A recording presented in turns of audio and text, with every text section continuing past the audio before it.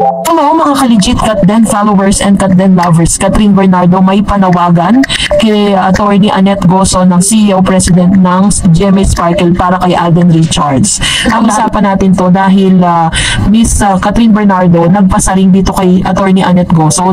Panoorin natin to. Super design. Sobrang antok. Kahit saan. Pag di nag-detect tulog siya kasi lagi siyang puyat. Shout out ko lang ano. Naging isa sa mga hot topic na ang sinabi ni Miss Catherine Bernardo sa kanila pong kanilang video, yung Imitating Me Challenge, kung saan may mga question, yung part 2 po nun. Tinanong po doon kung sino yung isa sa kanila na mas antukin.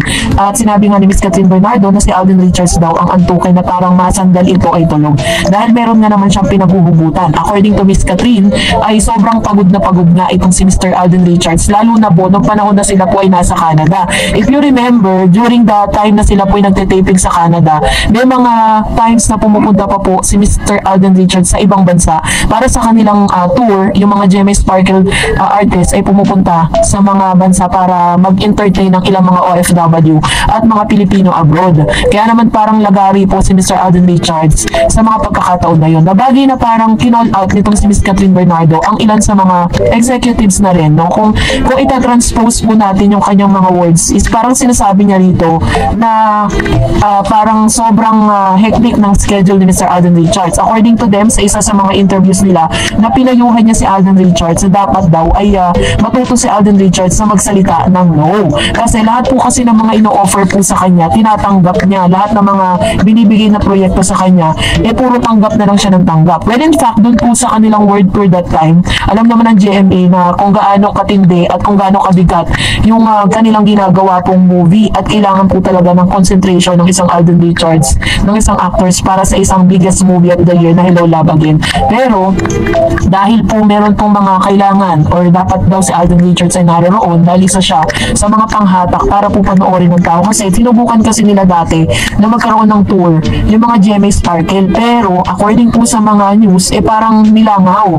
So dahil dito parang nadala na po ang ilan sa mga executive or GMA executive ng GMA na hindi sila magdala or parang hindi nila parang haluan ng biggest star yung kanilang tour. Kaya naman si Alden Richards po talaga ay pinush po nila na samahan yung ilan sa mga GMA Sparkle artists. Na bagay na parang medyo off dito si Miss Catherine. Sabi ni Catherine na dapat daw si Alden Richards ay magdahan-dahan at kailangan is matuto rin siyang magsalita or tumanggi sa mga pinapagawa sa kanya, ino-offer sa kanya. So kung tutuusin po, marami naman talagang mga artista dito po sa GMA.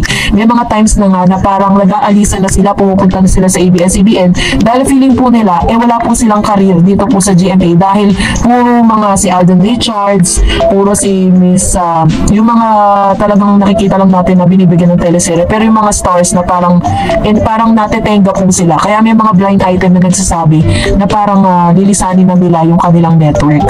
No? Kaya naman po kung mapapansin niyo si Miss Catherine, sa kanyang kontrata po per year, ang tinatanggap lang po talaga niya is 1 movie and 1 teleserye. Kasi sabi niya parang, kasi alam natin na talagang sobrang bigat, lalo na pagkatapos po ng kanilang taping, yung kanilang tinatawag na mall tour, kung saan sila nagpupunta, talagang makikita mo talaga yung pagod po nila. Kaya yun yung kanyang request. And Miss Catherine Bernardo said that she make it a point na habang ini-enjoy niya yung kanyang kinikita sa pag-artista, nakakasama niya yung pamilya niya. Yun po yung sinabi niya sa kanyang interview na bagay na itinuro niya kay Tisoy.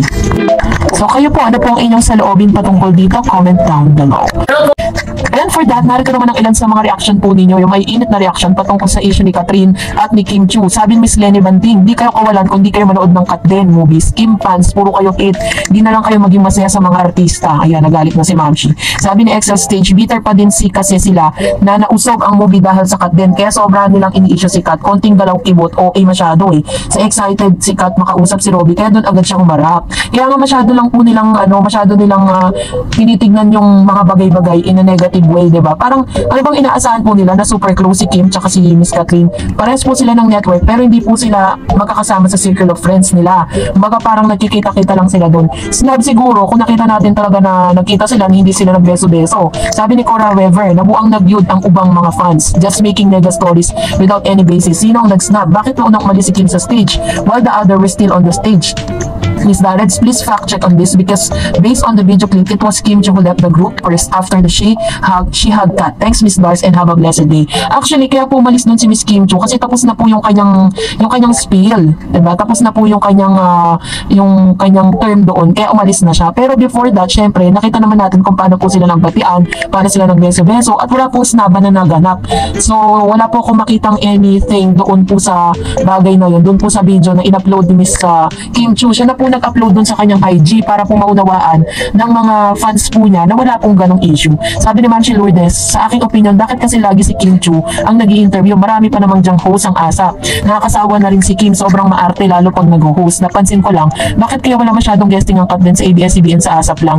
Nung MediaCon, wala ang appearance ang boss ng ABS-CBN after HLA. Meron pa ba nakaline na project ni Kat? Actually po kasi, kaya po most of the time, talagang si Catherine tsaka si Alden nasa GMA sila kasi sila lang po yung may prangkisa. Hindi po pwede kasing tumawid, di ba? Kasi wala naman talaga ang pinaka ginagawa kasi ng ngayon, ABS-CBN ngayon, dahil wala silang prangkisa. Content creators po ang tawag sa kanila. Ganun na po sila, hindi na po sila katulad ng dati na napapanood sa Free TV kasi kaya nga po nakikibahay lang sila sa TV5, di ba? May mga programa sila doon na napapanood kasi wala silang prangkisa. Kaya masanay tayo na talagang GMA lang po, mga network or mga program sa GMA natin sila mapapanood. Sabi ni Miss Rosal Marsan Vengano, Ma'am Dars, ika nga nila Kat at si Alden, di sila pumapatol sa mga bashers, ganyan ang mga taong matatalino. Yun. And sabi ni Miss Mac, Kim and Catherine are not friends, they are merely co-workers, so for the sake of both their fans, please stop fighting over nonsense. Very true. Sabi ni Miss Marian Matias, kung may issue si Kim at Kat, hindi si Kim ang hisa sa pag-host sa guesting ng Kat din. Tama. Malagay nyo gagawin ng stop ipagharap sila kung may issue ang dalawa. Support na lang sa kanya-kanyang idol nyo, wag nang ipagsabong. Very true. Marami kasi po pero sabi nga ni Seren, hindi naman daw po ang mga Kat din ang gumagawa ng issue na yan. Yung mga fans po ni Catherine alone, yung sinasabi niya, yung kasi yung nag-aaway-aaway sa, yun po yung nag-aaway-aaway sa Twitter, dun sa X. Kapag po nakita nyo dun, kasi ako, nababasa ko lang siya, pero never po ako magko-comment. Kasi ayoko makisawsaw sa mga ganyang issue. Sobrang toxic na nga, makikisawsaw pa tayo, diba? Sabi ni Julia Magbanwa, hindi lang narinig ni Kat ang sabi ni Kim na group hug kasi kinakausap ni Robby si Kat. Yun pala yun. Sabi ni Miss Lenny, naku, wala namang issue, wag patulan, wala namang ginawang masama si Kat. Yun pala yun na parang sinabi niya na pero naki-group hug naman siya. Nakita ko naman po yung video na yun. So ano yung pang-i-snub dun? Ano yung pang-i-snub na sinasabi ng mga bashers kay Kat? Parang wala talaga kahit sa ang angulo ko po tignan, yung mga pangyayari, inuulit ko kasi yung guesting nila at yung mga pangyayari that time, wala talaga ako makitang issue. Sabagay, kanya-kanya kasi tayong kung paano natin tignan ng isang sitwasyon eh. Sabi ni Noor Jana Daud, for my opinion, crush na crush okay lang kasi bawat isa naman ay free na nagkaroon ng crush. Kahit si Kat, dami kong maaligid sa kanya. Nasa kanila na yun. Total difference lang sila. To my point of view, trabaho lang, walang personalan. Yan. Ito naman yung kanyang komento, no? Tungkol dito sa bagay na ito. And talagang kung may crush man or wala nang issue dun. And sabi ni Ma'am Daisy, hello Miss Stars, mga viewers mo, blessed Wednesday sa'yo Miss Stars at sa lahat ng Kat din, pati mga bashers na rin. Thank you sa pagbasa ng comment ko. May other account. True nga, Kim Chu fan na gumagawa ng problema. Wala namang JJ at Kim eh. Ang ganda nga, friendship nila at good si Kim na mismo ang mag-post. Very true Miss Stars. Pagpa-interview sila, both brainy kasi, Kat and Alden, marami kang mapupulot na i-apply mo sa sarili mo mismo. May aral, malaman talaga ang kanilang mga sinasabi sa interview, which is true, no? Talagang kapag pinanood niyo po sila, lalo po si Miss, pinagsama nga sila dalawa, kaya tingnan mo si Boy Amuda, gustong-gusto silang ini-interview. And mga sagot nila tulad ng iba na pa-flirty or tungkol sa kilig niya na binabanggit daw. Sabihin, sino alam ba natin, sino babae ba yun? Kasi ba't Kat din, matotoo ka, may aral at hirap basahin pag-interview sila, kaya mga viewers talaga namang hangang-hanga sa Kat din at mahal sila ng masa na nakakarami dahil both mabait, mapagmahal sa mga fans sila, ganun din sa mga bashers nila. Wish ko sila magkatuluyan. Thank you Miss Dars. Ayan, actually isa sa mga napansin ko sa kanila pong interview sa mga sagot nila, hindi nila kailangan mag-pretend, diba? Hindi nila kailangan magsinungaling para panoorin yung movie nila. Talagang very direct to the point silang sumagot at hindi nila kailangan na magsinungaling, diba? Sabi po ni Miss Virgie, I don't think Alden papatulan niya si Kim. Sabihin mo sa mga supporters mo, they are short-minded. Kat then are strong and perfect partners sa everything. Kaya sabi ni Miss Cleo sa Sobrado, mabait si Kat, hindi siya ganyan. Hindi magtatagumpay si Kat. Ang tamasahin niya ngayon, mabait si Kat, role model si Kat, swerte ng magulang ni Kat sa kanya. Ayan, so ganito naman po pinagtanggol ni Ma'am Shi Cleo si Miss Catherine Bernardo. And sabi ni Cora Weber, sana kung walang male partner si Catherine Bernardo sa Elena, kunin na lang ng ABS Star Magic si Alden in cameo role. And sabi ni Miss Telma, masaya lahat, walang snaban na ganap not. Kaya wag nang pansinin ng ganyang issue. Grabe na to, pag-amin na lang ang kulang, di ba? Tama naman. Kung baka parang hindi naman talaga big deal, di ba? Talagang sila lang talaga yung gumagawa ng malaking issue para mapag-usapan ba si Kim, ganun? Pero parang hindi tama kasi si Kim may sarili siyang spotlight eh. At alam nating lahat yan. And sabi ni Ma'am Shikati, yes, walang snub na naganap, inggit lang yan, don't care about it.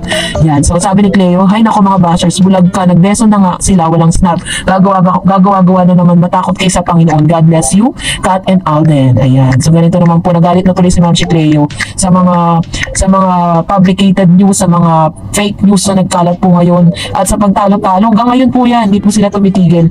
No, iparos mo nga po yan sa Facebook, nagtatalo-talo pa rin sila.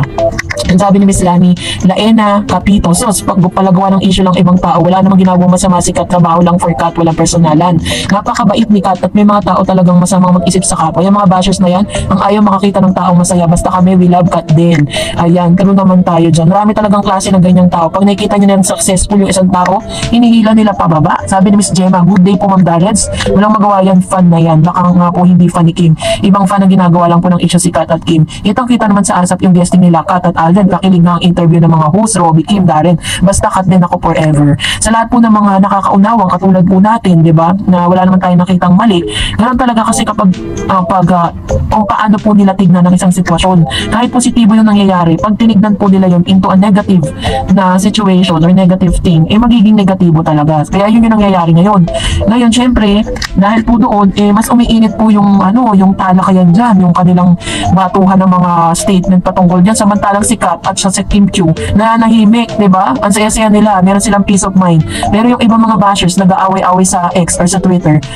Pero yung mga idolo nila, mga